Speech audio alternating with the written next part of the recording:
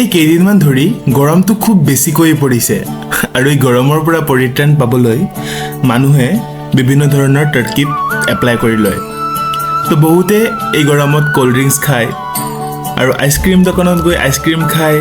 তাৰপিছত আজিকালি নতুনকৈ ফালুদা বুলি ওলাইছে মাৰ্কেটত আৰু সেইখিনি খায়ো মানুহে বহুত ভাল পায়। তো মই ঘৰত আছিলোঁ আৰু মাক ক'লোঁ, মা মোৰো কিবা এটা পনীয় খাবলৈ ইচ্ছা গৈছে। তো মায়ে তেতিয়া কৈছে ঘৰত কঁঠাল এটা আছে, কঁঠালৰ ৰস বনাওঁ। তো ভালধৰণে মায়ে কঁঠালটো কাটি কিনে তাৰ পৰা একোকৈ এই চাঙলিখনত ধুনীয়াকৈ উলিয়াই লৈছে আৰু তাৰ পৰা গুটিবোৰ পৃথক কৰি লৈছে আৰু এতিয়া কঁঠালৰ কোহখিনিৰ পৰা ৰসখিনি চেপি উলিয়াইছে। এনেকৈ কোনে কঁঠালৰ ৰস বনায় কমেণ্ট কৰি প্লিজ জনাব। আৰু এই প্ৰচেছটো মোৰতো বহুত ফেভৰেট হয় আৰু ইয়াৰ পৰা বৰ্তমান আপোনালোকে দেখিছে ৰসখিনি ওলাই আছে।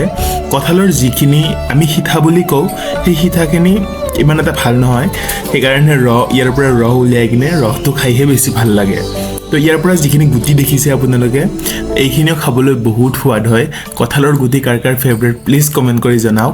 আৰু এয়া যে কঁঠালৰ ডিলাটো দেখিছে, ইয়াৰ পৰাও আপোনালোকে বিভিন্ন ধৰণৰ সোৱাদযুক্ত ৰেচিপি বনাই ল'ব পাৰে।